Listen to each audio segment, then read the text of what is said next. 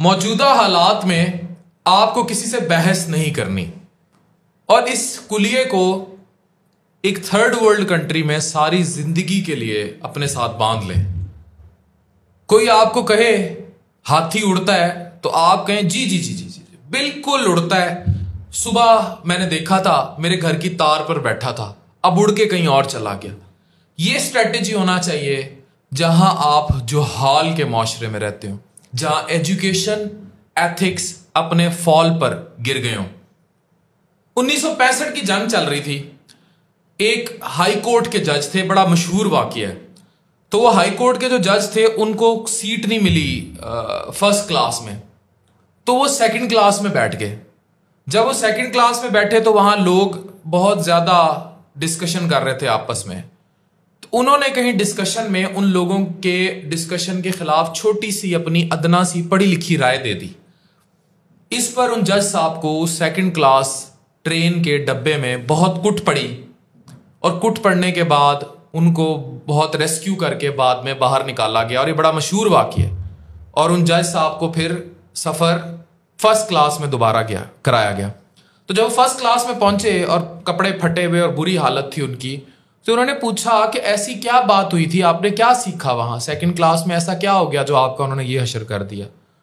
उन्होंने कहा मैंने वहां एक ही बात सीखी है कि फर्स्ट क्लास की बातें जो हैं वो सेकंड क्लास डब्बे में नहीं करनी चाहिए। याद रखें, आपको भी ये कुलिया अपनाना होगा। आपको किसी से बहस नहीं करनी। बस इस मुआशरे में आज ये सीख लें और हर उस मुआशरे में सीख लें जहां जहालत आम होती चली जाए कि आपने किसी से बहस नहीं करनी। आपको कोई कहे हाथी उड़ता है, आप कहें जी जी जी बिल्कुल, वो तार पे बैठा हुआ था सुबह, मैंने खुद देखा है उड़ता है।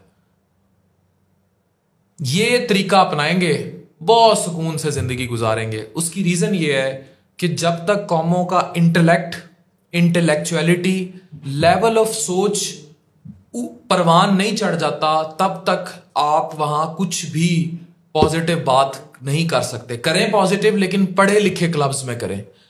यही जो रेशियल डिफरेंशिएशन है of intellect, of knowledge, of education, इसकी वजह से पाकिस्तान में एक पाकिस्तान नहीं 25-30 पाकिस्तान रहते हैं जो मुख्तलिफ सेक्टर्स के पाकिस्तान है। पढ़े लिखों का क्लब अलग है, जो हाल का क्लब अलग है, जो बिल्कुल ही तालीम से आ रही हैं उनका क्लब अलग है, जो जराइम पेश है उनका क्लब अलग है, जो किसी और सेक्ट से बिलोंग करते हैं उनका क्लब अलग है।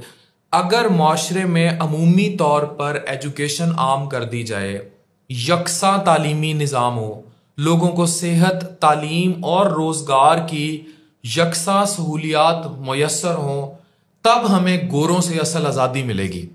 तब इस मुल्क में यकसा सोच परवान चढ़ेगी। जब सारे डब्बे फर्स्ट क्लास के होंगे तो फिर वो जज किसी भी डब्बे में जाके अपनी बात करेगा तो उसको छितर नहीं पड़ेंगे।